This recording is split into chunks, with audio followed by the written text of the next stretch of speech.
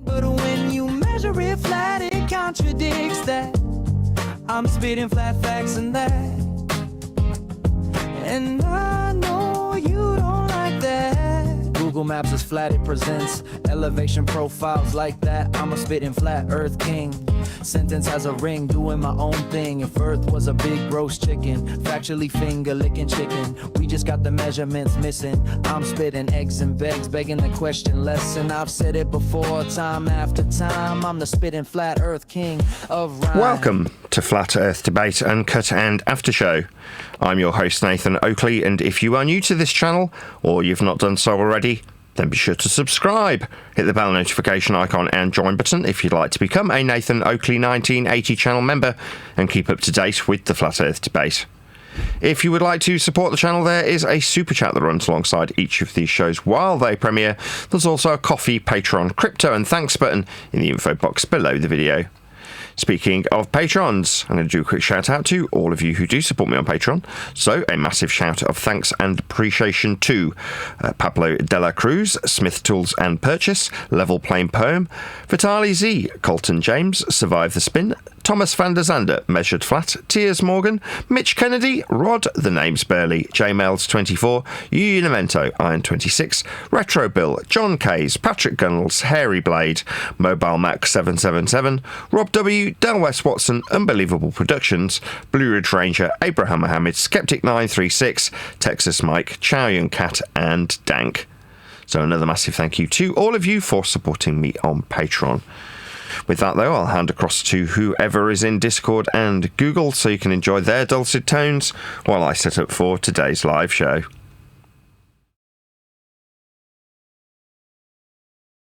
Yo. Hello.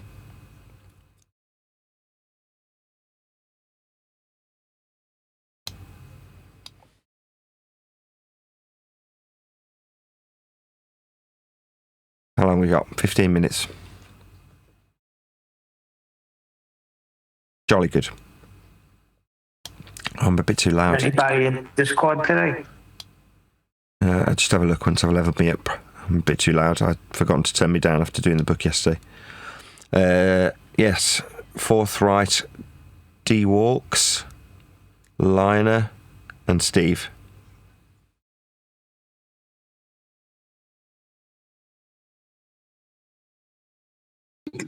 Morning, you guys. Hello, hello. Stevie Babes.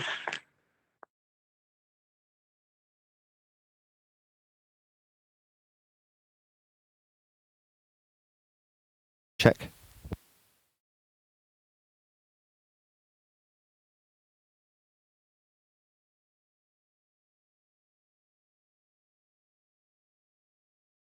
I never heard of Forthright. Is he new? What happened to what, sorry? I don't think I remember anybody named Forthright. Is he new? I don't know.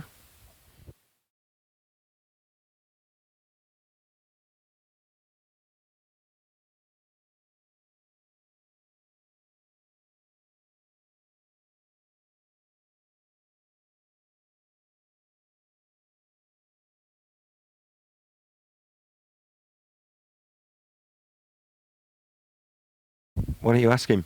I'm doing other things. Oh, trying to maybe get a hello out of him. Something. You're in a voice chat. I've never seen him here before. Stevie, has he been here before? You're in Discord more than me.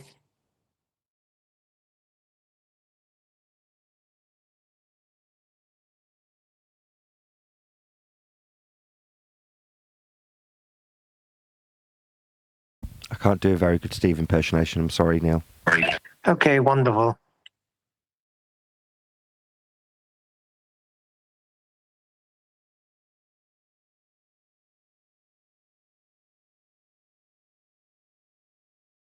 What do you reckon to this handheld mic that I settled on in the end? Sound alright? Yeah.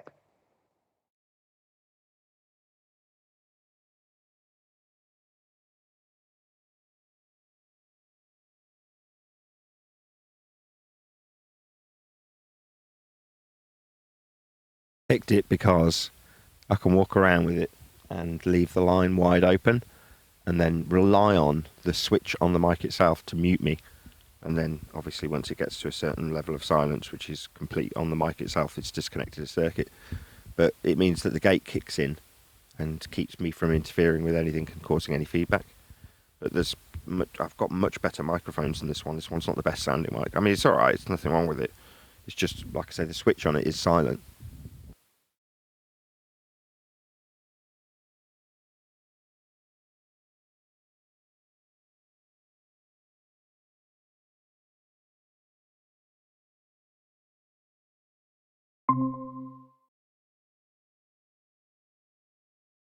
What's up, Len?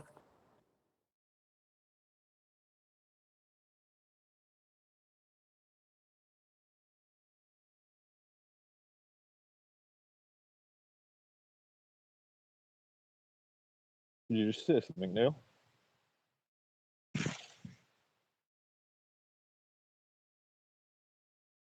You're a bit low. You working today?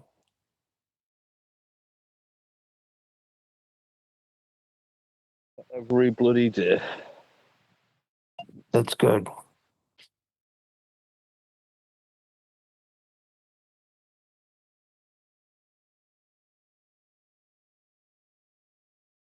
Did you ever do that wedding yet? Or are you still preparing for that?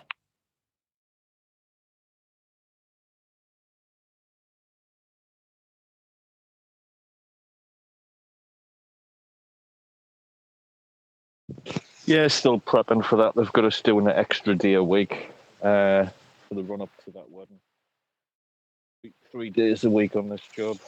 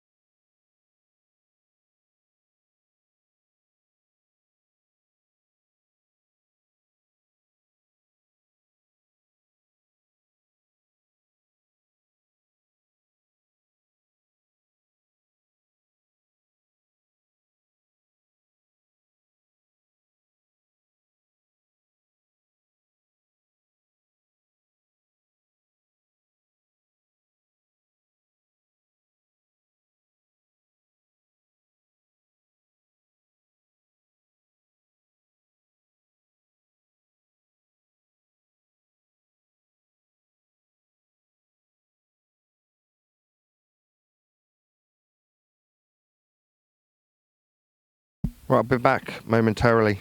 Sorry to interrupt the riveting conversation. Hopefully it keeps going when I'm gone.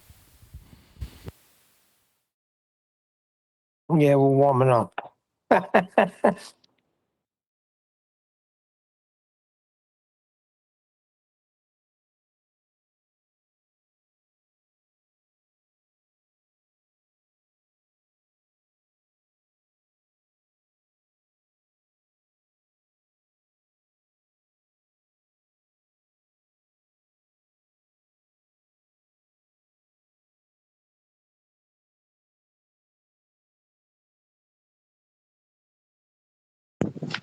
Yeah, Neil, we're currently masking off the tennis court to finally get this finished now that the weather's turned out better.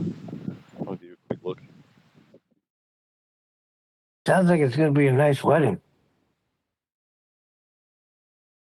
Now, what do you do for weather? What if the weather's shocking on the day of their wedding? Yeah. They get wet, I guess. There's going to be a few marquees and stuff, I imagine. But yeah, it would suck if they put all the effort in for the wedding and it was crap weather. Well, isn't that like most of the time it's raining in England, or is that just a myth? Yeah, it's a stereotype. Like last spring, we had the driest spring forever, which was quite nice. I didn't even need to look at the weather app. But it's hit or miss. It's not too bad generally.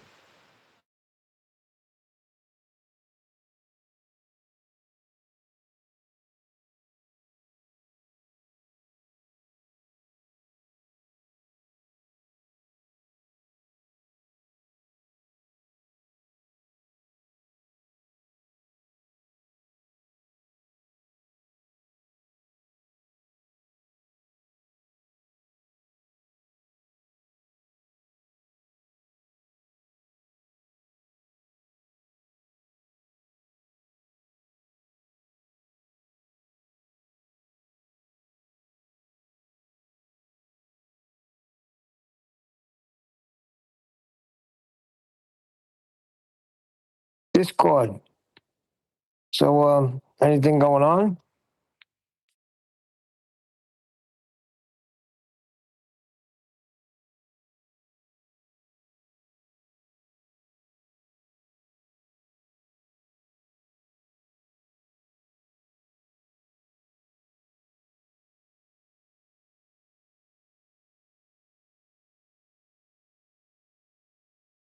Got quite a few people in there today. I know it used to be a lot more. Got Forthright, Dank, Diego, DJ Wakes, East is West. Still don't know who you are. Lionel. Who's this Nathan Oakley cat? It's me. Staggerly. Steve A. Yeah, I know it's you. Like Tally Z, but like Tally Z, he's doing electrical work. Sasha. What's going on, Discord? And who's this Forthright guy? It's the first time I'm seeing him. Open your mic, say hello.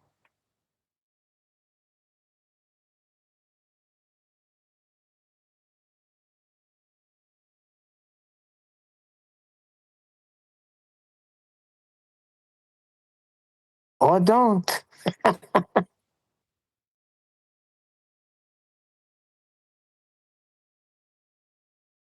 Man, I'm hoping the book wakes people up.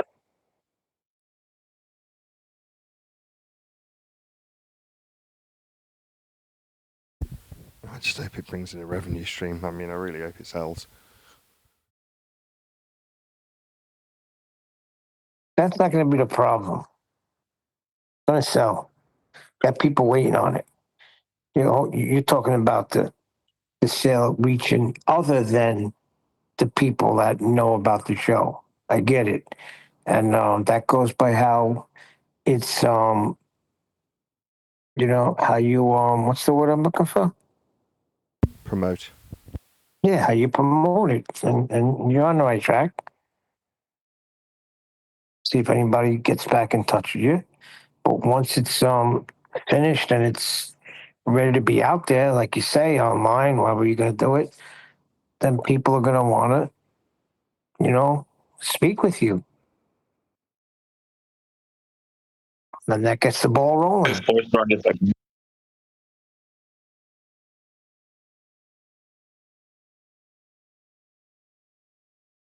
What was that? He has the role of a Glober, Forthright.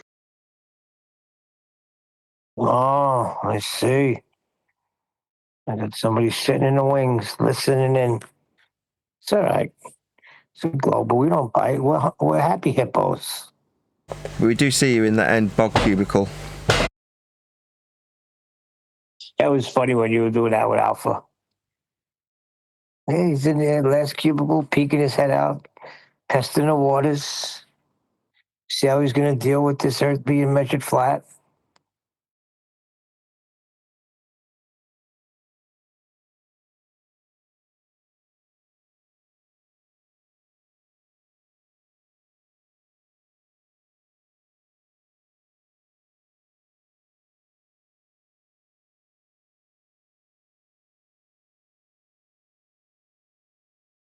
Yeah, some guys are working so they can't talk. No problem. But Got a king in the chat. They will if they are hit hard with the truth. What truth we talking about, A King? What is the truth?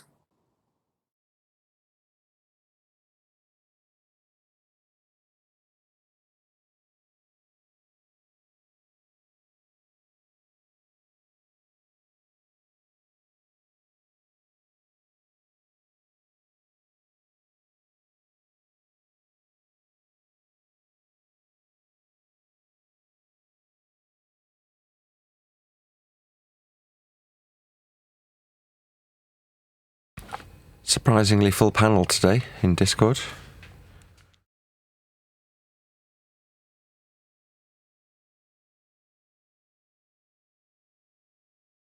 Yeah, so I guess this is to us, you catch more flies with honey than vinegar. Nobody likes being told they are unaware of logic and reason. A large proportion are. Well, we're not trying to tell anybody anything anymore, right?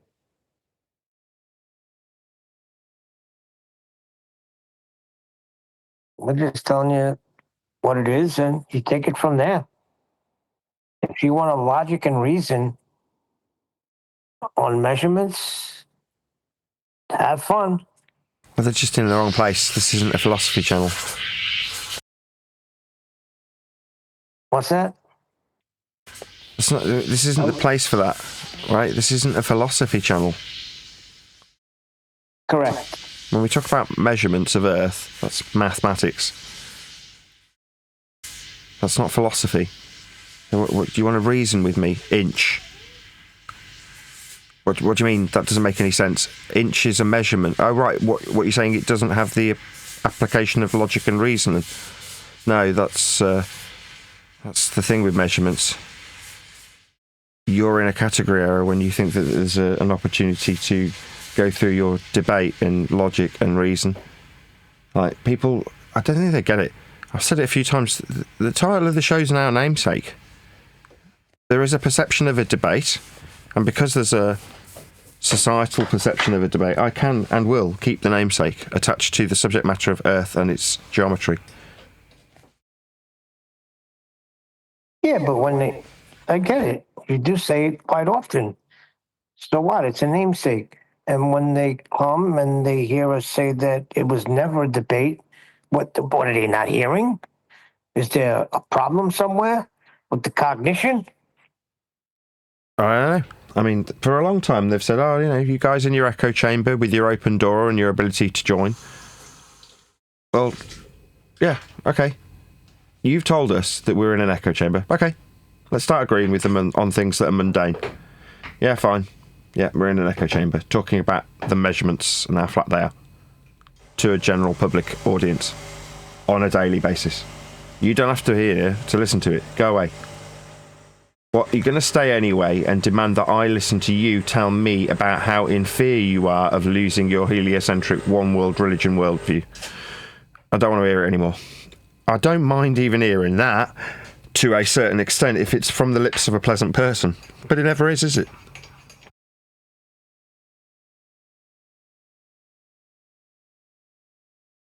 It's always from somebody deeply unpleasant because they're in fear. Oh, wow, I'm just so hot. There we go. It's the gain that was too high on the preamp.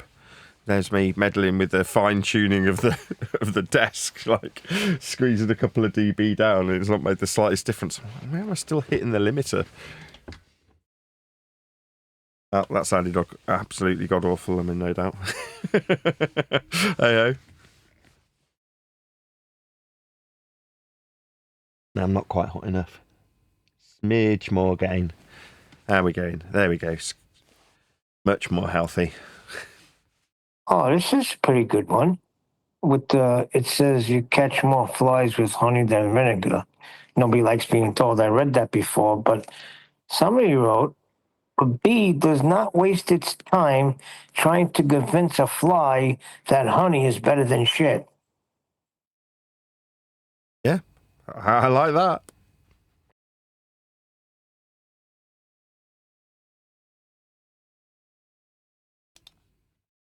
How are you? Still getting over the profound statement you made just before we went live. You're saying, along the sentiment of you catch more flies with honey than you do with vinegar, that your average honeybee doesn't waste much energy trying to convince a fly that honey tastes better than feces. And that's so profound. You're like, yeah, why would I waste my breath even saying you can have your ball, you can use my flat earth measurements? It's like just a complete lack of interest is almost a look of disdain and complete silence. Yeah, if you think about it, honeybees just fly around. They see the flies all over, as you said, dog feces. They don't buzz and say, hey, there's some honey over here. They just leave them alone. That's right. So what do you do if your average honeybee's talking about Earth being measured flat? What you do is you go and smear that nest with shit right now. Get the flies around it. That's a good one. Yep.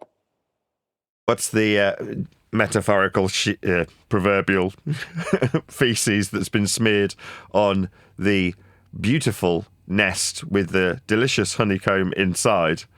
Well, the smearing has been done with conspiratardia, with 9/11 is an inside job, with Sandy Hook, with chemtrails, with, let's think of a few of the recent ones, clone centres. That one's back in vogue, I noticed. Clone centres, silicon trees. Do we have Mandela already? There's loads of them. You name it. All of those conspiratorial roads bring that metaphorical smear of shit to the measurements and their purity of flat Earth. The measurements are the pure honey, and the shit is the unprovable speculation baby hoaxers who come along and talk about how the news isn't real, and, you know, what's the term? Auto hoaxers. Like, everything's fake automatically. If it's coming from the news, it's all fake. Like, I mean, it's a default position to be skeptical of bullshitters. That's a reasonable position to take. You know what I mean? But just the extremes, those extremes in contrast with measurements, it's like, there's just no comparison. It needed this, didn't it? And you got to laugh, right? Yeah. Now, they've done such a good job that the flies, they've kind of got above their station. They think they're honeybees, don't they? They think they've got little Batman signals on them and they're flying around saving the freaking world. No, you're just feasting on the shit that's been smeared on top of the very pure measurements of Earth's surface, which is flat. You do it with miles. You can scale it down all the way to the inch that we discussed just before we went live, right, Neil? Yeah. And then they also see when you get past that, say you do get past all the conspiracies, they try to smear it more. Globers do by attacking the person, right? They can. How bad the person I'm going is. to become more indifferent to that too. You're like, what's she going to do? It was summarised beautifully by refracted curvature on yesterday's show. So he's like, well, I'm asking the audience, like, why should you fear me? And, you know, what's it going to achieve if you shut down Nathan Oakley 1980 because there's a campaign to get rid of me completely? Like, it's just laughable. And then refracted curvature comes in and says, well, what are you going to do after that? Shut down the people who are doing the surveys, the cartographers, the people making the news in the charts. What are you going to do? Shut down the celestial navigators? You're like, no, don't be delusional. The fact that they aren't overtly mentioning it and you as a dweeb can whip them into line and tell them, you do realise that flat measurement doesn't mean it's flat, right? Locally. And they go, oh, yeah. Yeah, that's right. Yeah, on a ball, after we've measured it flat. You know, when you can keep those subservient little cucks whipped into line with your million miles of internet fibre between you and them, because in reality they'd probably give you a slap and tell you to get lost where you started talking about heliocentrism in the middle of a map lesson. But on the internet, oh well, you can create a million accounts, you can thumbs up your own comment 10 times, you know who you are. Sad little twats thumbing up their own comments with their own socks. I love it.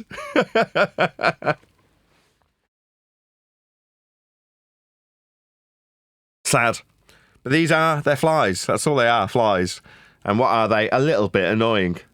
When you really break it down, right? If you've got a fear, you just got to kind of let it have it at you. Like, if you're afraid of spiders, get in the company of spiders. And then you let the worst thing happen and you realise that the fear that's keeping you under control isn't actually worthy of your time and energy. And in this instance, you've got the same exact thing with our opponents. When we were living in fear that we were wrong about this revelation that is flat Earth, then we, in that fear, brace against a perceived opponent, something that's putting the pressure on us to fight. Those same opponents are just being manipulated in a slightly different way, but they're the flies in this analogy. They're the ones that are buzzing around with little Batman signals on their chests, going, I'm going to say the bell to the next pile of shit. Look how stupid this flat earther is. He's talking about silicon trees. Yeah, well, that's leaving a little gap for them to get in. See, I live in an old house, right? And when I first moved here, like around summertime, there was flies all over my house. I couldn't believe how they were getting in. I had to go on the hunt, and then I realized that there's little spaces between the windows that I had to close up because that's how they were getting in, and they were getting in through the vents. So you leave an opening for them to get in, they're going to get in, and they're just annoying. They don't hurt you, but I don't want a fly that's on a piece of shit outside landing on my food that I'm about to eat. Well, So no, you can't nobody leave the does. cracks for them to get in. Well, that's what we're trying to communicate to them at the moment when they start demanding answers. You're like, right below the surface, you're a shit-sucking fly. And nobody likes those, right? But you, the shit-sucking fly, have got a bit above your station. You've had 10 years of feeling like the consensus, because you've kidded yourself, is behind you. They're not behind you, right? There's a point that they reach that they're going, this isn't worth the mental energy to invest in it. It doesn't have any reward. There's nothing coming back. Now, for you fart-sniffing dweebs, you invested your time in heliocentrism so that you could sniff your own farts and tell yourself that you're intellectuals. That's why you did it. Then this sort of subject matter paradigm shift, whatever you want to call it, comes along and you go, no, don't rob me of my fart-sniffing intellectuality. How dare you, flat earther? And then the fight begins. Now, the flat earther's not going to be, when he comes to the subject as a newbie, fully au fait with the reality of how Earth gets measured flat, and you don't need to be arguing about it. It's going to be flat in terms of how it's practically applied, whether or not you know it or not. The fact that your government has a one world religion rhetoric that it's foisted upon you in your government-based school education system is neither here nor there. It doesn't change how Earth's measured, and you're not measuring it. And if you were, you wouldn't be doing anything useful with it anyway. And if you were doing something useful with it, there's a good chance you'd have paid for that knowledge. Like learning how to navigate with a map out at sea using the stars. That's celestial navigation. Like my sister was trained to go out on her boat. So you pay for that knowledge if you're actually going to put flat Earth prerequisite elevation angles in that instance to a useful application and stop it from causing you death at sea. You know, those sorts of things tend to be regulated and paid for. But you're not doing that. You're just some guy who's found it out from the internet. And who did you find it out from? Somebody who told you 9/11's an inside job? And that kind of diminishes the credibility of this, debate? There isn't one. It's a measurement.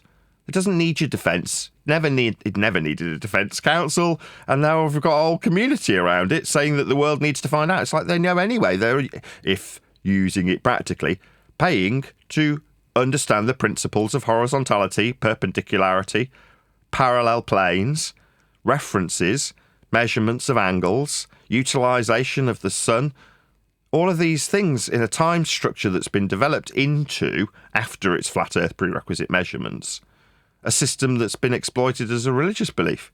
That's you with your sky vacuum flying around the sun. Yeah, you need flat Earth measurements for those too. So what do you become when you go, no, that doesn't mean it's flat? Why is this fly landing on my food?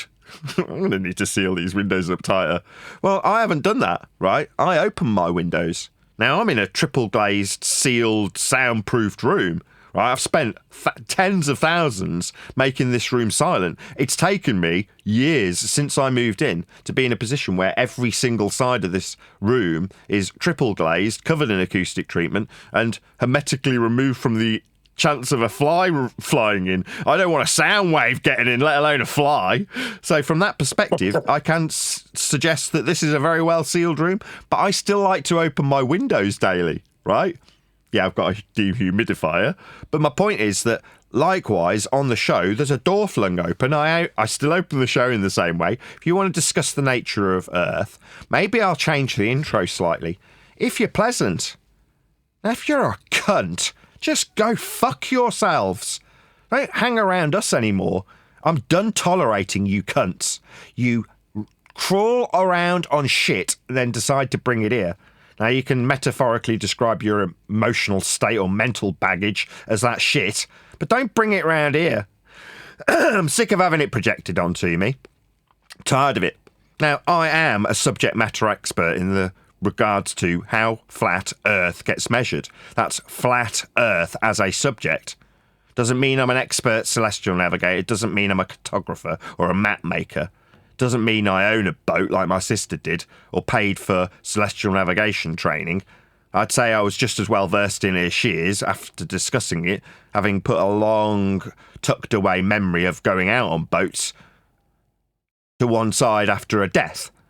Now, for that particular reason, there was a pool of resources I could have tugged on that didn't till 8 or 9 years down the subject chain.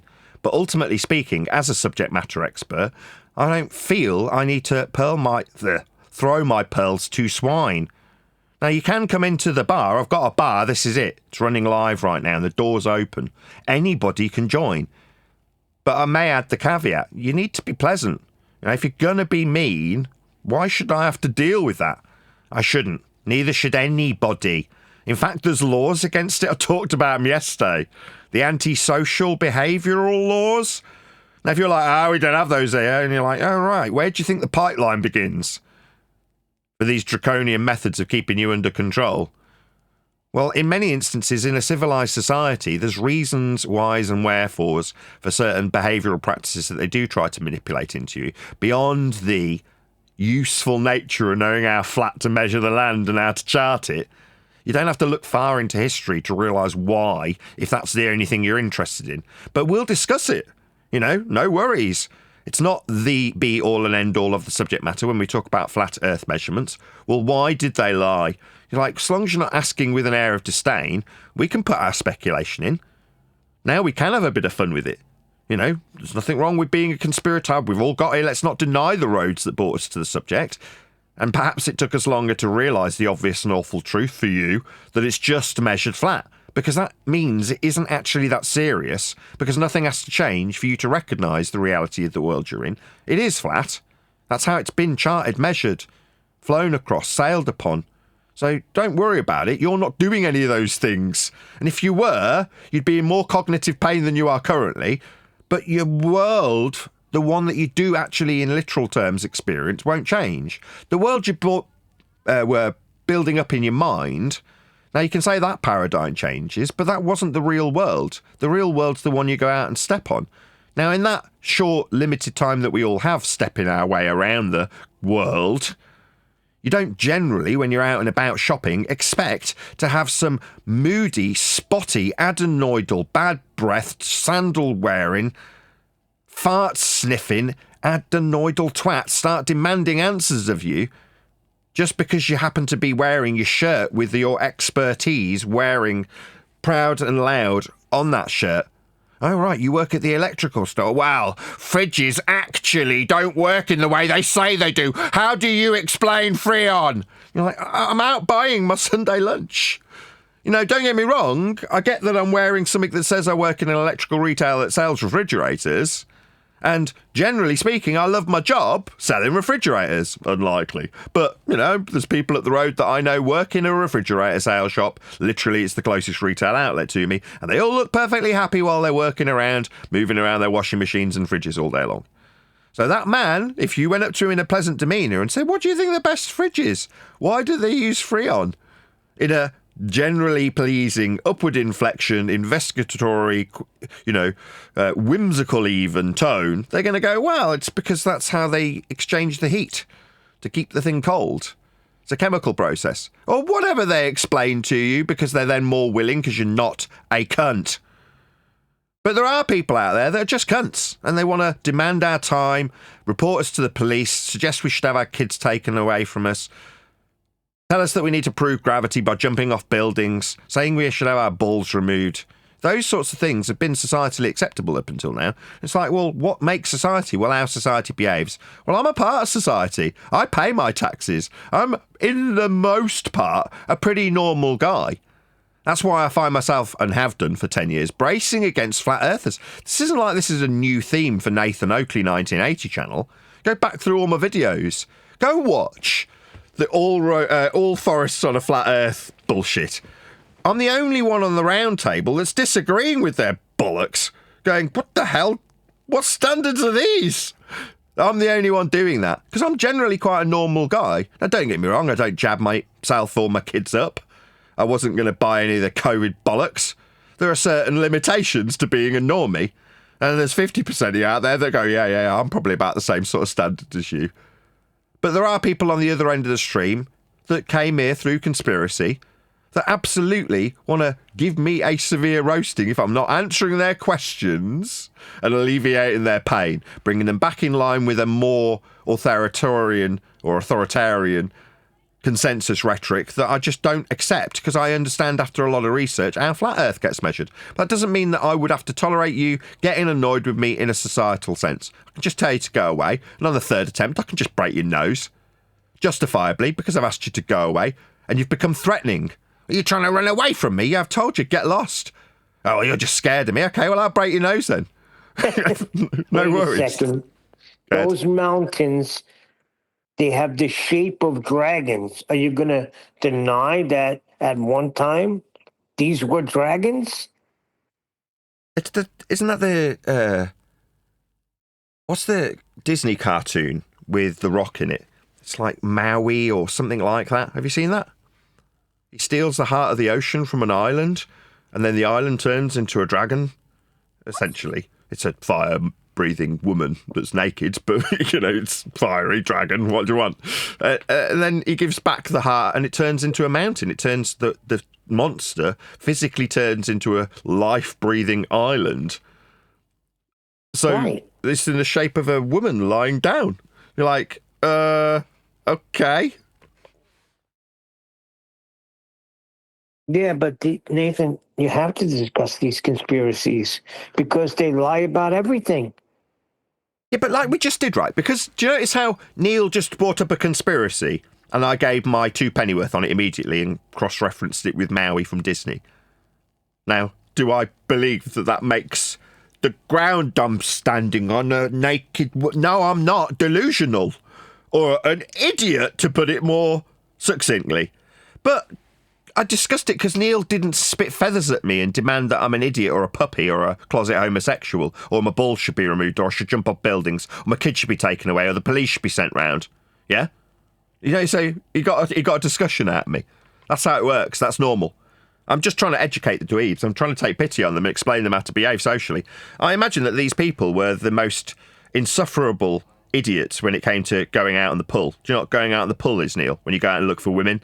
Like physically go out with your feet and look for women. Yeah, there were certain men that you'd go out with when you did that on the pull, we called it, that would just drag the night down because they didn't know how to socialise. They didn't know how to socially interact with people.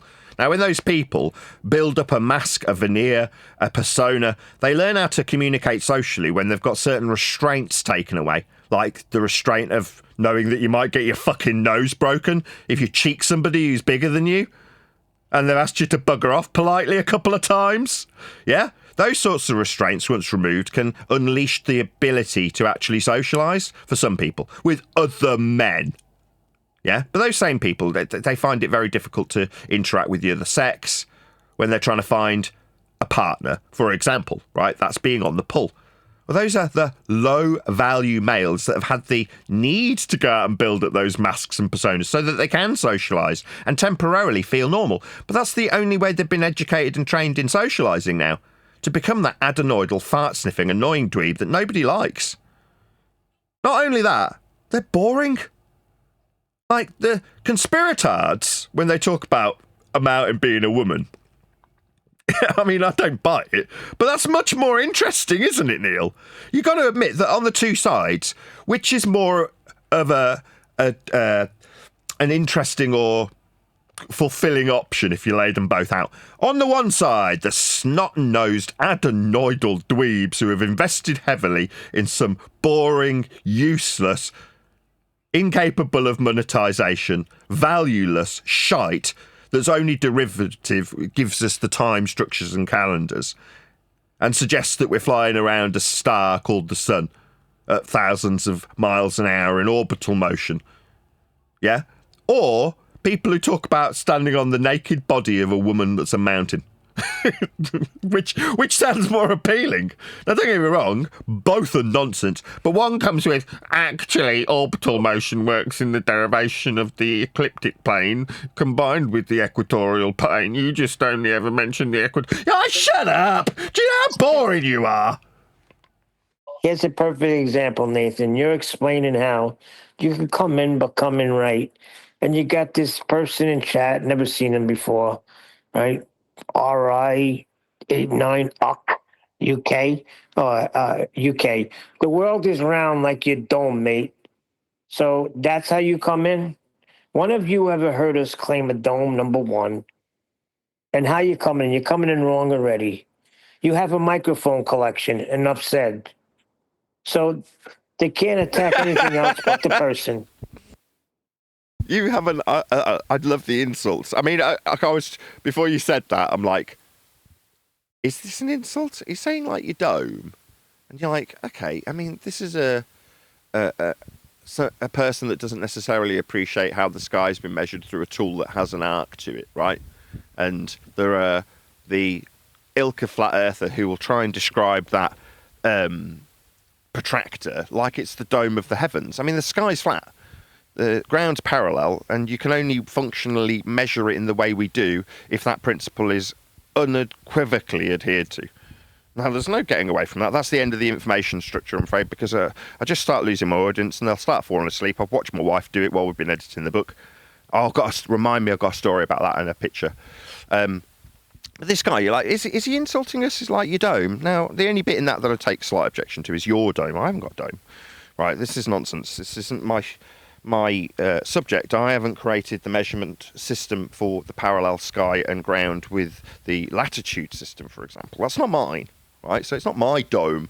But how you acquire those degrees, you know what degree is? Well, that's the dome that you're kind of misappropriating and then projecting onto me and then offering it as me being the owner of it and then saying I'm wrong about it. It's a convoluted process that you're trying to dispel your pain with. But that doesn't mean that the guy's insulting me. Hence, I've given him that because I'd thought about it in the split second. But then, after thinking about it, you hear, you got a microphone collection, enough said. You're like, oh, so it was definitely an insult then. You're just right below the surface. You want to tell me off and tell me that I've got a microphone collection. I mean, I'm not being funny, but a lot of the girls I met were at concerts. I love going to concerts and festivals. I've been to see lots and lots and lots of live bands. And I'd meet women there, lots of women. It was good, right? But they were there because they loved the music. They got wet for it. That's what happens at concerts. Now, I knew that, so I went to concerts, and I love music. Got a big hi-fi to listen to it. Microphones are the tool that you use to produce music, something beautiful, something that I love, right? Now, one day, I'd love to put into effect every one of them on a drum kit and a bass guitar, and my daughters that are beautiful, singing music and loving it too, after I take them to a few festivals. A couple more years to wait. They'll be out there again, I can't wait, going out to the concerts with a beautiful woman already on my arm, right? My point is that this dweeb sees that as an insult because he wants to insult us. Now, right at the top of the show, I'm like, why would we want to hang around with you? You're a deeply unpleasant person. We'll discuss the subject with you. When it seemed like you were half sincere, yeah, with your dome that's yours, no, I can just about cope with that. I've got pretty thick skin. As long as you're not outright insulting us. But right below the surface, you want to insult us. Now, in public, right, this is a mask that this person, this chat skank, has put on. Because in public, you go up to someone like me, and you cheek me, and I'll go, oh, you're funny, now fuck off. Then I give you one of those looks that says, you say that again, I will bust your fucking nose. And with that look, it tends to be the case that people bugger off pretty sharpish, especially when they see me balling at my fist like I'm about ready to break your jaw. Now, don't get me wrong, I've said it before, I've spent enough time in police stations in their horrible cells with a camera pointing at me while I'm having a piss to know that that isn't necessarily the best way to go about it, but it courses through your veins immediately when some snot-nosed little twat comes up and says, "You got a microphone collection, enough said." Like, so you've come over here to insult me, have you? People don't like that. That can be translated into people don't like you. Like, don't hang around us. You're unpleasant. We don't want to be around you. We know the score and we'll happily share it with you, but only if you're pleasant. There's conditions in this bar. You don't get to come in, crack the pool cues in half and then start swinging them around. You just don't. You just get kicked out. Go away. Yeah, he's not pleasant. He followed it up with, Nathan is high value. And then he followed that up with... Yes. Yes, I see, am. Let's just deal with that. Yeah. High value. He's got I love 5 these degrees, terms. Nathan. Hold on, Leon. Let me just Intellectual. deal with that. Right. No, I know what high value means in modern vernacular too. I watch Taylor the Fiend. I know how women ascribe value to men, right? And what is a high value male? A male that women find attractive. Now, the guys who are low value, they have to get good jobs, be intellectually educated, offer them all the shoulders they ever need to cry on. The high value, in quotes, men don't have to do any of that. I never had to do any of that. Not at all. No, I was always poor. I never had any money to give them. Fuel your car? I can barely fuel mine. I've spent it all on concert tickets. I'm the guy who said, yeah, I had to buy a new carburetor from a new motorbike. I've got no money. Did you want to come and sleep with me? They go, actually, yeah, I really do. They go, oh, I'll come back in an hour. They come back in an hour. Are you still working on your motorbike? Oh, I forgot I spoke to you earlier. Oh, yeah, you said you wanted to shag me.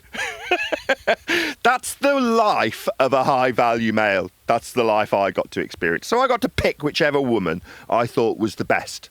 The one I fell in love with, sincerely fell in love with, deeply, passionately. I got that woman. She'll be the woman I'll be going to the concerts again, looking at all the little teeny boppers, worrying about my daughters and the men that are around them, while I'm there experiencing the exact same thing because high-value men breed. My beautiful daughters are a testament to that fact. Now you may have bred with whatever little fuck monkey that you found, the bush pig that allowed you to get in bed with her, but you are, by your actions, a low-value male. Why? I know you're hanging around people who don't like you. The high-value men, they weren't hanging around people they didn't like when they were working on their motorbike. You haven't got a motorbike to work on. But you've got a lot of busy work in your office so you can earn your 50 grand and tell the woman, I'm a high-value male, I earn a lot. You're like, you don't need to be earning a lot of money if they find you attractive. Now, being attractive is just something you either have or you haven't. Now me, I'm a fat sod right about now. I've had a long Christmas and it's coming up to Easter. I need to work on my dad bod. Don't get me wrong, it's not like I'm Mr. Hunk of the Year right now, but I know unequivocally what a high-value male is. And the good thing about being one is you don't recognise it in the moment. You're just that one guy that seems to get to sleep with all the girls while the guys around you don't get to sleep with any and moan about how dry it is all the time. You're like, well, I'm doing all right. Have you joined a dating site? You just talk to them and they'll go out with you. It's really easy. And they're like, no, I've matched with 100 people and none of them want to meet me. They all tell me to go away. Doesn't matter how many times I send them a picture of my penis. And you're like, oh, you're doing it wrong. Wait a second, Nathan. Wait a second. He's the CEO. He's a multimillionaire. And he is Yeah, on you Discord. needed to make it all the way to the top so that the women around you didn't look straight through you. And even being that CEO, when you go to the bar, they don't know you've got a lot of money. I would imagine you went out and bought that flash car so that you could peacock how rich you are. Yeah, you need to do that when you're a low-value male. Yeah? Because the women, they're not paying any attention to you. Are you coming in because you're hearing me talking about women? Oh, you just wanted the raspberries?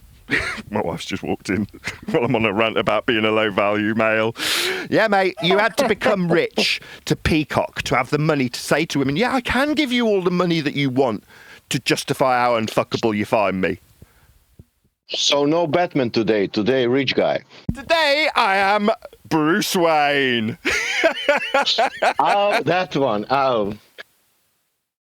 He will change the costume when it's needed. In the movies, Bruce Wayne, he's played by like one of the most handsome actors ever. Batman's always a good-looking guy. So it's like you're not Batman, you're not Bruce Wayne. You became the CEO. Yeah, you needed to, didn't you? You followed through the university line, or you were that hard-working entrepreneur, and you made your way up so that the women around you would respect you. I get it. It doesn't change high-value status as far as a woman's concerned. The value proposition's not even considered if they're moist. They don't give a shit. All that goes out the window. You needed it all, though, right? How old are you now?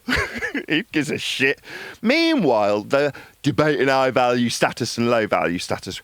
You're here on a YouTube channel telling me about my dome.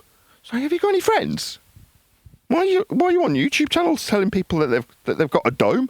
Do you think domes and calculations of degree measurements are interesting? Do you realise how boring that is?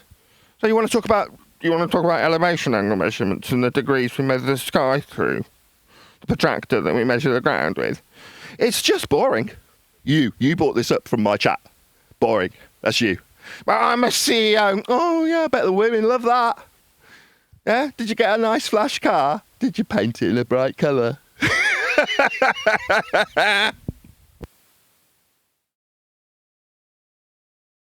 Yes, very good. The peacocks that can tell us that they're Bruce Wayne, the peacocks that can tell us that they're Batman and they're here to fight for injustice and fight the lies of flat Earth.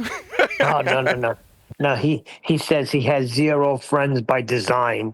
Yeah, right. You couldn't buy a friend. I could tell just by the way you're coming in. He's built this persona because I know that feeling. When you have 0 friends, do you know where is the place you will go? where everybody knows your name. It's called flat earth. When you don't have a friend, go to the flat earth.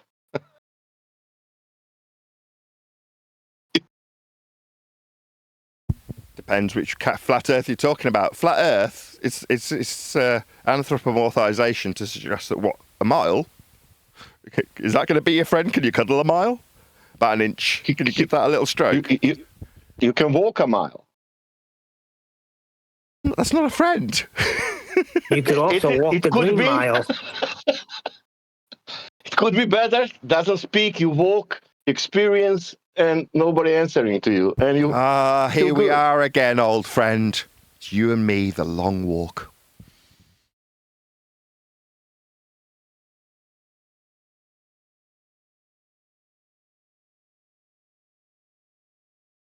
Yeah, well, if you were walking along with that guy, it'd be the Green Mile, wouldn't you? As he wipes his snot on his sleeve and tells you how adenoidally interesting it is to be a CEO talking about angles with YouTubers. You're like, oh, right, were you trying to change the world? What did you think you were going to achieve? What did you come here for? In that movie, The Green Mile, there was security COs there, right?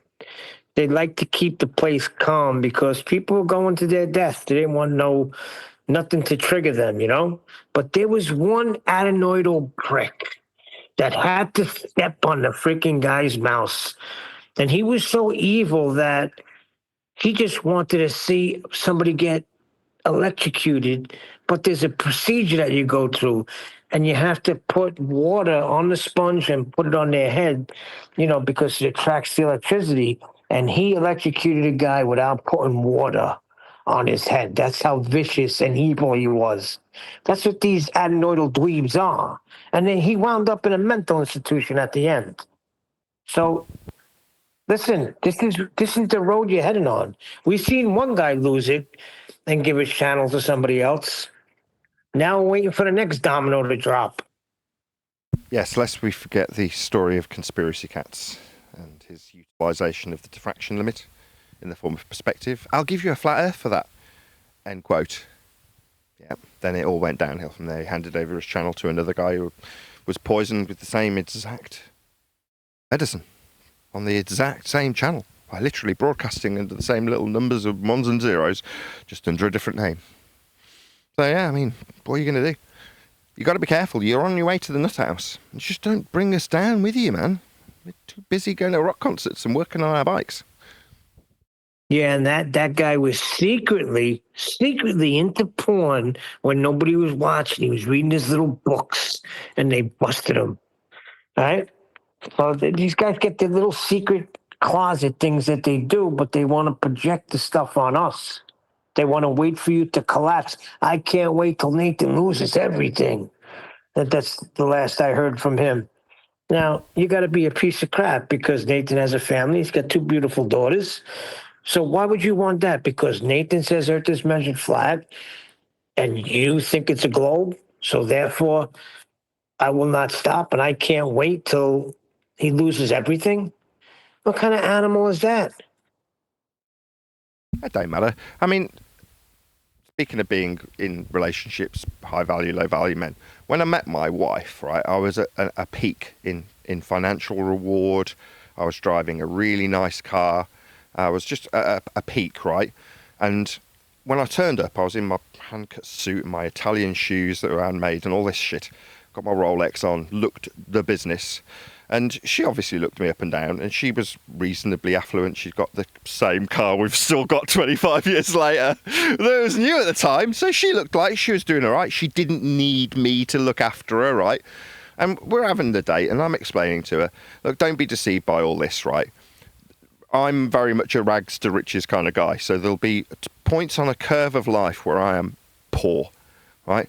But that's not the most important thing in life. Money is not my ultimate goal. Therefore, money kind of comes and goes for me. At the moment, you're seeing me at my richest, you know, at my peak, because I was looking for a wife, right? So I wanted to look as appealing as physically possible, like this guy, the CEO, right? I went out and got a rep's job, earned sufficient money to be driving a sports car, and then went out the dates after work. So I looked like I had stuff going on and was appealing, right? And you had to play the game, as they put it. And that guy, me back then, was explaining to my wife, that girl back then, that this doesn't mean anything. It doesn't. The fact that I'm rich now and I can go out and drop a couple of grand on a coffee machine, I've still got it. I get my computer technician to work on it when it fails. Like, but at the time when she's watching me just buy these expensive things and have this expensive life, fly all over the world, you know, it's like that doesn't mean that will stay. Right, there may be a point where, you know, I've got no money, I'm completely unemployed, piss poor, struggling, right? And now, almost immediately after marrying her, I ended up being dismissed unfairly from a job that I was working at, and we were in that situation. We're having to eBay off my old Lego from when I was a kid just to make ends meet, and things like that.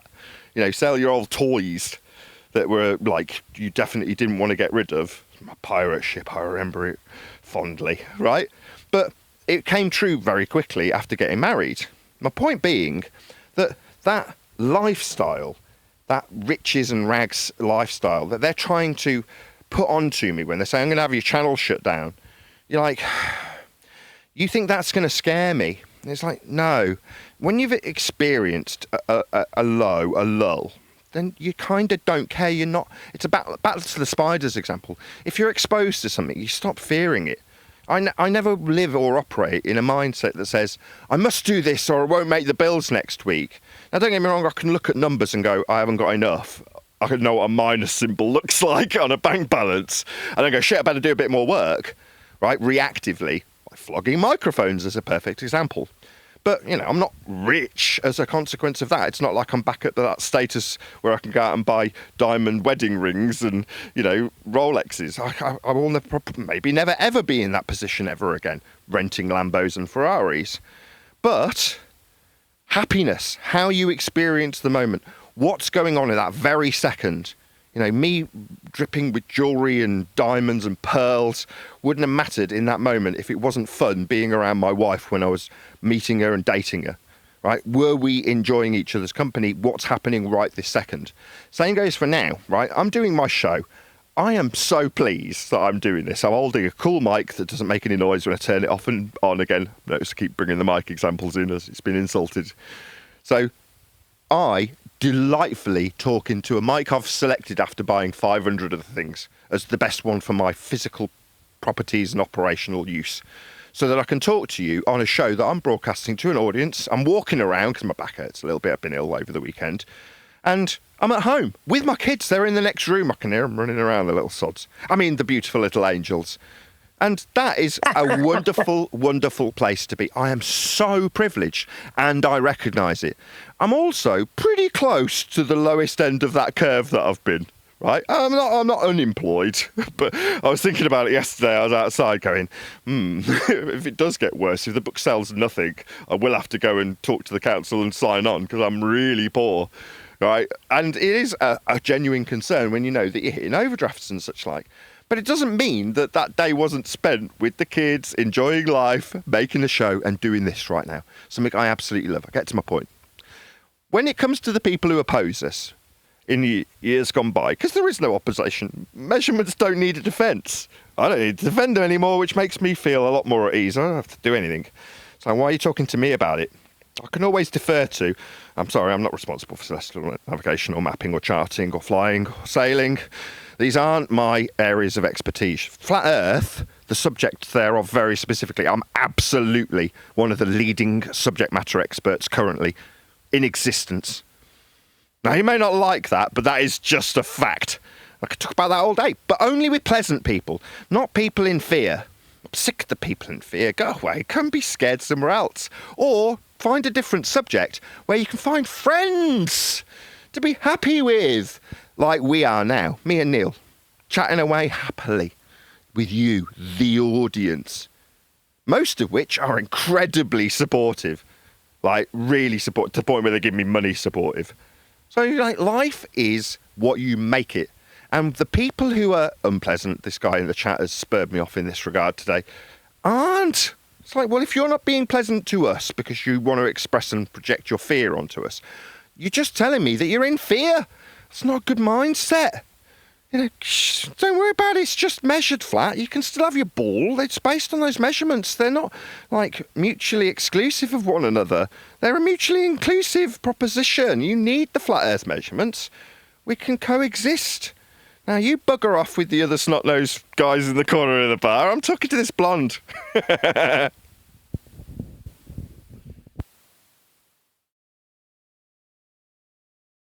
Yeah, it's right about one thing. Money comes and money goes. It certainly does if you don't prioritise it, and I never have. I'm not very good with money. I mean, I'm not careless with money. Far from it. But I'm just not like, my number one priority is making sure I've got enough. I've always recognised, I had a very religious grandmother who misquoted the Bible, and you know, money is the root of all evil was what I got. And it's like, that's not correct. But nevertheless, that wasn't the main reason why living life in general was the main philosophy that both my mother and grandmother offered to me. You know, this is it. You get hit by a bus tomorrow, you'll be damn sure you'll be pleased that you did the things you did in your life, or would you look back and go, oh man, I wish I had more time? Like, if you ever say to yourself that if you died now, this second, that you'd say, oh, I wish I had more time, I didn't X, Y. It's like, well then, why didn't you? It's like, then you didn't live. Now, if you're always looking at life like it's some race to somewhere, then you're never going to listen to the moment that you're experiencing now and enjoy it. Now, if the moment you're experiencing now is an expression of your fear of me, what, lying to people about how flat it gets measured, no, you've anthropomorphized something that isn't capable of describing how flat it is. It's a practically used surface level or sea level or eye level or flight level, or it's just like, and making it mine so you can brace against me. It's like, you just reek of fear. It's gross. Go away, you stink. But you're not living your life. You know, you're not loving the moment that you're expressing that horrible fear that everyone around you is like, ew, you're making my moment horrible now because you smell of fear. I was enjoying this moment. This blonde has now walked off too because you're so close. Now you made me annoyed. The blonde lost interest because of you as far as I'm... Now I want to punch you. You know what I mean? That's how it kind of goes. These people around, it's like, yeah, but you're now here for me to answer my questions.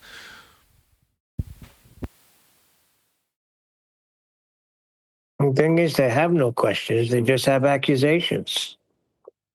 False accusations.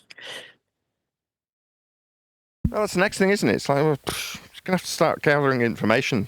If you're criminally inclined to make false criminal accusations, then it's like, no, the gauntlet's been laid down. We've had the police called on us. We've turned the other cheek long enough. It's like, no, we are actually in a situation now where, because you've got away with this kind of behaviour, like these low-value men weaponising real men, in the case of the Mr. Sensible endeavours to get the police sent round, you're like, what's your problem?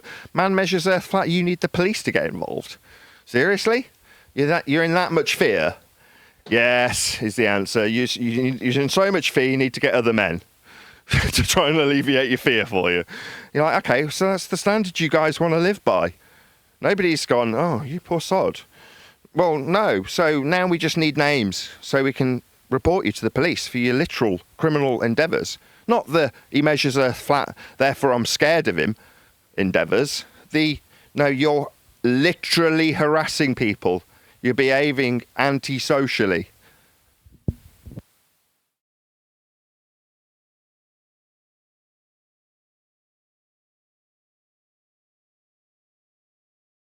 Sort of got to the end of the book today. By today, I mean yesterday. So we got to the end of the last chapter we've been working on, which is the last chapter to be worked on. We haven't completed it. It still needs work. Like, we've gone through it, made edits, and normally we go through them, each chapter, that is, 2 or 3 times after it's had all those amendments made. So we're at the stage where we got to the very last line of the very last paragraph of the book that needs working on. The last paragraph, I think, will be the last paragraph of the book itself, in terms of the information was done a couple of months ago, or a month ago. So this last chapter isn't actually the last chapter of the book, but it is the last chapter needing to be worked on before it becomes, a process of the 8th draft, which is reordering the chapters. Obviously, as you can probably tell, the last chapter worked on isn't going to be the last chapter, so the overall structure and order needs to be altered, which will be done in the next drafting process, along with minor alterations to not really any text or timbre, probably just punctuation, spelling. So that's next, but we still have to work on the last chapter, like I say, a couple more times. We'll do that today, and then from tomorrow, I would hope, it'll be 8th draft. Then it'll be published. Right, Plug for my patrons. If you did want your name mentioning in the book, you can. Just join on Patreon at the Be in the Book membership level. And like Pablo de la Cruz, you can have your name mentioned. You messed his name up at the end. You went through that 3 times yesterday. And then when you were ending the show, you called him Pablo La Cruz. Or De Cruz. You missed one of the freaking, either the DE or the LA. And I was laughing my ass off. But this guy is boasting how rich he is, but he's not making any money right now, not as much. So I said, why don't you be a good human and send some to Nathan? If he's boasting about riches, did all the money buy you the comfort of being completely at peace with your religion of a ball?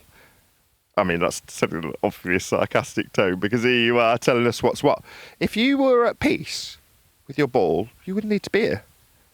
Now, I'm saying go in peace, believe you're on a ball. Now, previously I've said you can even use my flat earth measurements to get you there, but I don't want to seem like an antagonist. I don't want to be around you anymore. You're unpleasant, we've already covered that. But all the money in the world that you're claiming you've got hasn't bought you peace of mind. You don't have that. I do. I'm poor. I'm as poor as they get. But I have complete peace of mind. I'm not in any way concerned that a mile's going to suddenly bend. It isn't. A mile is not going to change. An inch isn't going to change. You're definitely not going to change it. Just so you know. You are inconsequential, but that's a bright side. I mean, so am I. I'm not going to have any bearing on this. But again, you're here with all the money in the world arguing with some YouTuber who's got no influence over the subject you're arguing with him over. Isn't that interesting? Money doesn't buy you happiness, clearly. Or you'd be happy. You're not. How about PayPal-trians there, Nathan? PayPal Do what? Patreon take a cut. PayPal-trians. Like, I always chip in via PayPal so you get everything and no one takes a cut. Did Patreon take a bunch of what's given?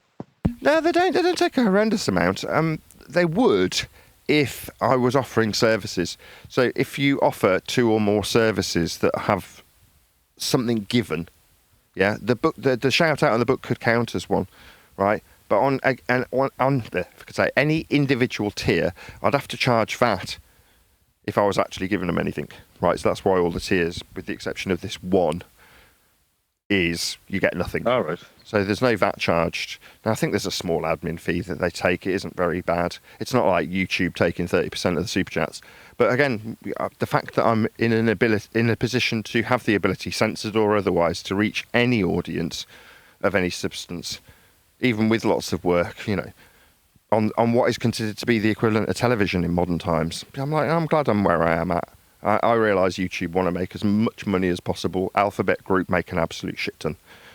Fair enough. They take a chunk out of even my poor ass. So I get that. But, you know, there's going to be a few of the people that I reach out to and ask personally if they want to mention in the book, Len.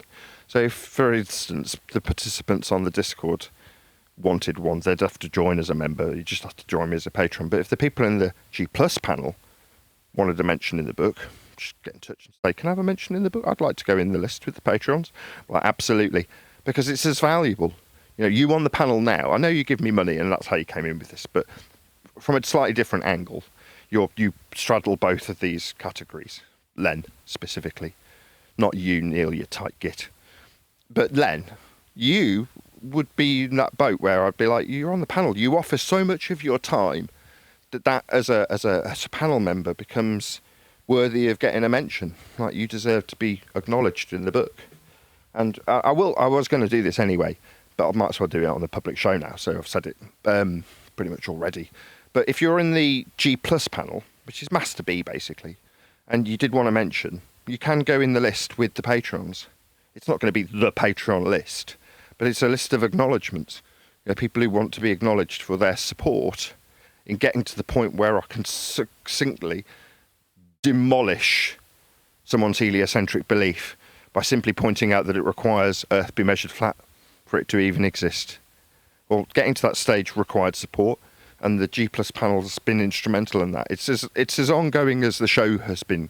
Now, it changed names from Hangouts on Air to Google Plus to Hangouts to, you know, it had various different names. Meet is what it's called now. But they all operate in the same way, from the same people. They're all Alphabet Group products that work with YouTube seamlessly. So as far as I'm concerned, they're all the same, even though they've all gone under different names. Occasionally, I'll give out the wrong name in the intro.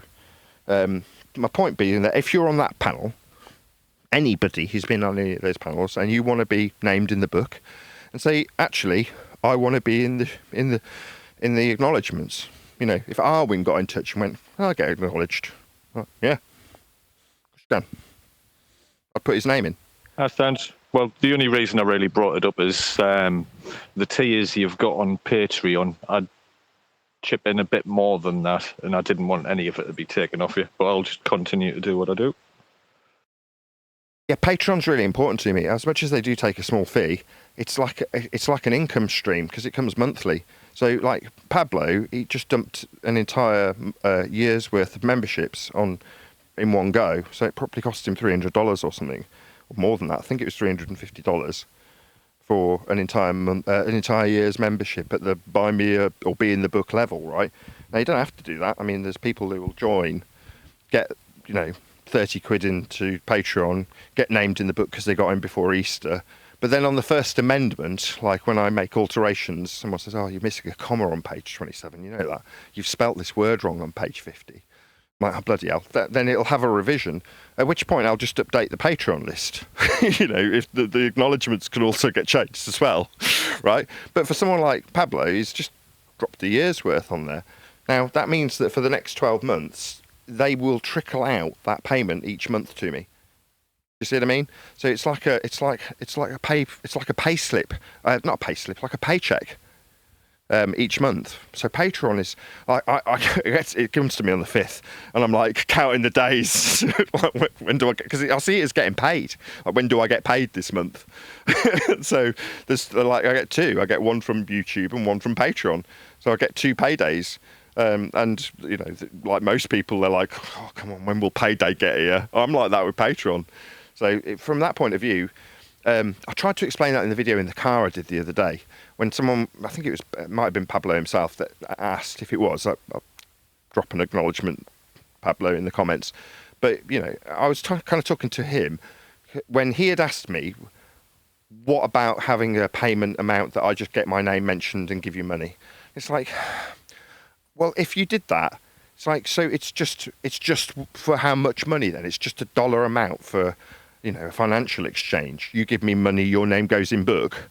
That seems crap. It's like, I want to acknowledge people because there are people who've helped. Where everybody, no. And those are the first that should go into the book. So that it's like, how can I kill 2 birds with 1 stone? I know, I'll invite people to become a Patreon, and therefore that shows their ongoing support when they say, yeah, okay, I'll be a patron to get my name in the book. Now, it might be that you only get in the first revision, and maybe that's all you want. And, you know, for 30 quid or whatever it is, $30, 25 quid, you can achieve that. It might be revised out the next day if you cancelled your subscription to Patreon immediately, and your 30 quid might get you in the book once on your copy that you buy. Maybe that's all you want. You know, in which case, 30 quid, or $30, I should say. I think it's $33 or 25 quid for that tier. But like I say, I don't want, 200 quid and you can have your name in the book. It's like, so I'm selling places in a book? I'm like, really? That sounds dirty. But acknowledging people's ongoing support of me and what I do, when that truly touches my soul, like that I definitely can get behind. And not everybody supports the show financially. It's like, so there's going to be people out there that are like, look, I haven't given you a dime, but you know, I've given up huge chunks of my life to do this particular section of the show with you. Can you not put my name in? I'll be like, yeah, okay. I was all against it because I was led down a path where 2 people wanted to take ownership of my work and have their names on the cover. Well, with that in mind, there was always this push away from having other acknowledgements. Now, I thought that was because it would just be me and me alone and there'd be no mentions, therefore no one could get fussy about the fact that they didn't get a mention if no one got a mention. Now I'm kind of going to the other end of the extreme. I'm like, well, I am actually so grateful to the people who make the show possible. I've just done about how wonderful it is to be pacing around with a slightly bad back with my kids in the next room.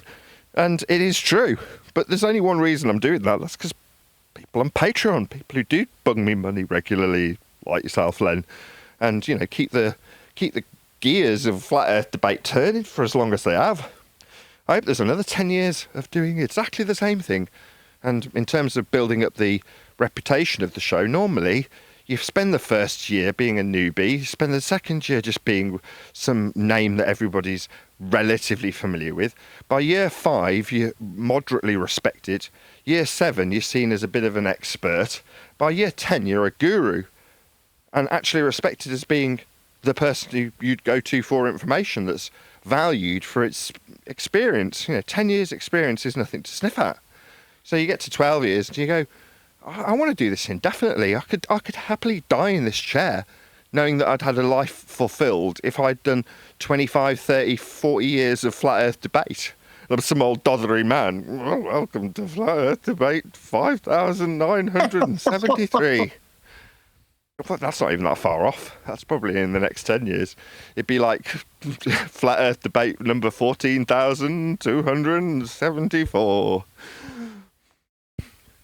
See, the difference is there are 2 people that wanted to get their name on the cover, and there's people that just want to be part of what they've been part of for years.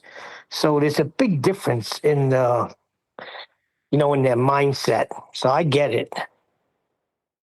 Yeah, I just want to keep the lights on. So from that point of view, there's a mutually beneficial opportunity when it comes to Patreon. You know, there's going to be people who are contributing to keeping the lights on, and ultimately they'll have their name acknowledged in a book that's describing the transition from globe Earth belief and the justifiable argument with people who want to fight the flat Earth to the it's just measured flat, it's not that serious.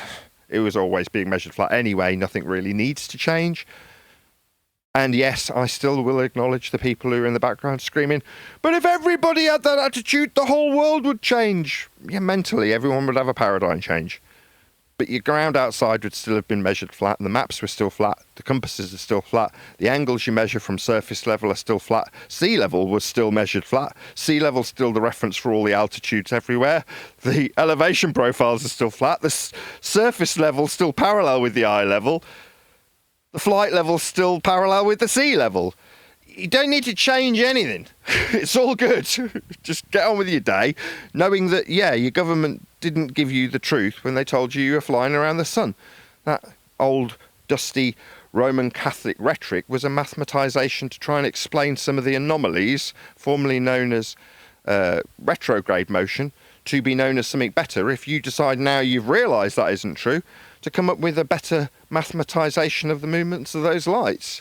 Epicycles doesn't work, retrograde motion isn't much better, orbital motion and derivation in an elliptical fashion isn't still there. It's not good enough. It's a close enough mathematisation. It's to be admired.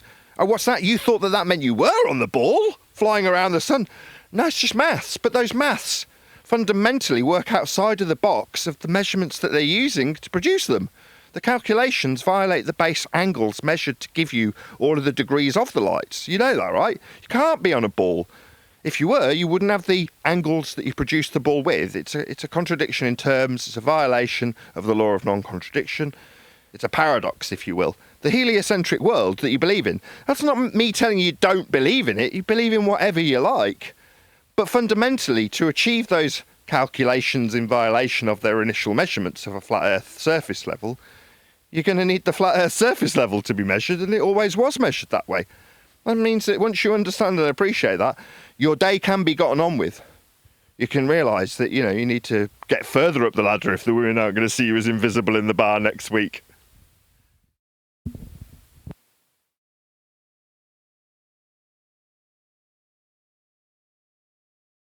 So yeah, we'll do a bit more book now. I'll just see if my wife's actually free to do it. Have you got anything on this afternoon, honey? We're going to do the book. Swimming, what time? What's that guy's name again, Nathan? Pablo? Ella Cruz. Ah, there you go. I was testing you there. So yeah, one last plug for that. If you did want to get your name mentioned in the book, join me on Patreon. And there's a tier specifically called Be in the Book. If you did want to be in the book, join me on Patreon. Anything else? Because I think we've had our hour. 5 past. Yes, we have. Happy days.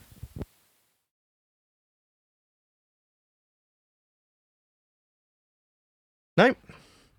With that, I will say, if you are watching this on either Nathan Oakley 1980 or Nathan Oakley Premiering streams, then stay tuned, as there will be an after show to follow. Right, shall I see if I can get my wife to do the book? She's got swimming in an hour and a half. That means this will be a very short show today. Yeah, the book should take precedence over anything. Okay, talking about yourself, well, I'll see if she's willing to actually do it. Hold on.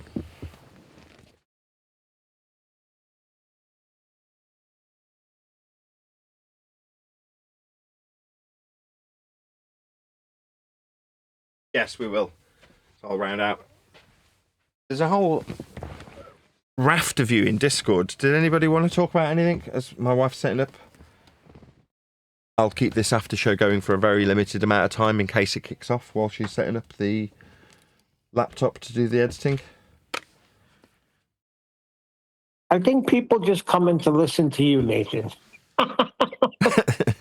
They don't want to talk. They just want to listen. Voice chat. Fair enough. That's the first time the microphones have been used against me as an insult. You collect microphones, enough said. Yeah, some people mentioned it, but not the way he just did. That's an ad hom.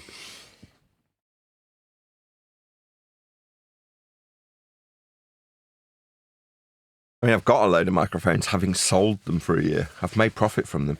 I'm really hoping the book will make as much as I made from microphones.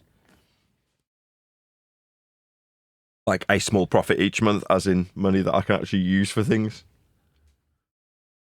I like the fact that I've acquired a microphone collection.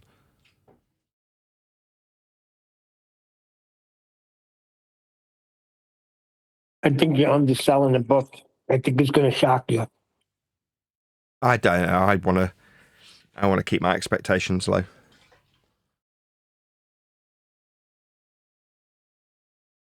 Yeah, but there's one thing you can't deny. This topic, from when it first hit to even now, people, when they hear it, very intrigued, very curious. That's why you had a flat earth debate show.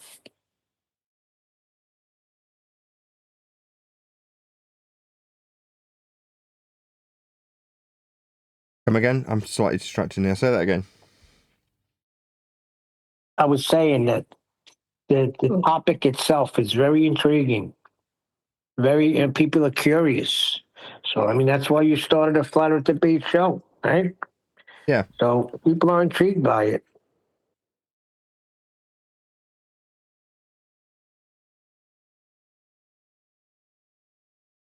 Right, I think I've given the Discord server enough opportunity, because I thought there was somebody who wanted to come in and kick off with this, but clearly not. Right, I'll round out this after show as well, so it's like a non-existent almost after show. You ready? No? Yeah? No?